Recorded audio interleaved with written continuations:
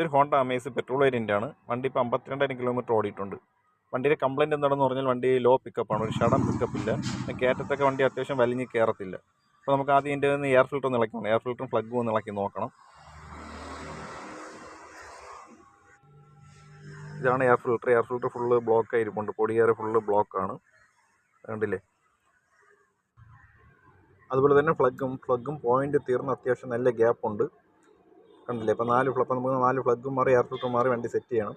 അപ്പോൾ അതിപ്പോൾ നോർമൽ ഫ്ലഗാണ് കിടക്കുന്നത്, MGK നോർമൽ ഫ്ലഗാണ്.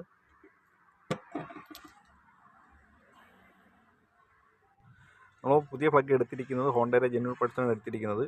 പുതിയ ഫ്ലഗിൻ്റെ പോയിൻ്റ് ഗ്യാപ്പ് ഉണ്ടല്ലേ, അത്യാവശ്യം ഗ്യാപ്പ് കുറവാണ്. അപ്പം പഴയതിൻ്റെ പുതിയ ഗ്യാപ്പ് ഞാൻ കാണിച്ചില്ല എങ്ങനെയാണെന്ന്. പഴയതിൽ അത്യാവശ്യം ഗ്യാപ്പ് കൂടുതലാണ്. അപ്പം അതുപോലെ തന്നെ പഴയത് നോർമൽ ഫ്ലഗാണ്, പുതിയത് വന്നിട്ട് ഇരീഡിയം ഫ്ലഗാണ്, MGK ഇരീഡിയം ഫ്ലഗാണ് വരുന്നത്.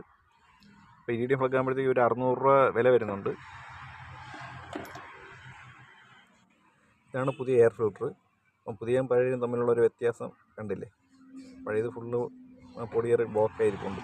അപ്പോൾ 4 ഫ്ലഗും എയർ ഫിൽറ്ററെല്ലാം നമ്മൾ വാങ്ങിച്ചിട്ടുണ്ട്. അപ്പോൾ അതിന് മുമ്പായിട്ട് കണ്ടില്ല, ഇഗ്നേറ്റർ ഫുള്ള് ക്ലാവ് പിടിച്ചിരിപ്പുണ്ട്. അപ്പോൾ നമ്മൾ ഫ്ലഗ് ഇട്ട് സെറ്റ് ചെയ്തിട്ട് ഇഗ്നേറ്റർ ഒന്ന് ക്ലീൻ ചെയ്തതിന് ശേഷമാണ് ഇഗ്നേറ്റർ സെറ്റ് ചെയ്യേണ്ടത്.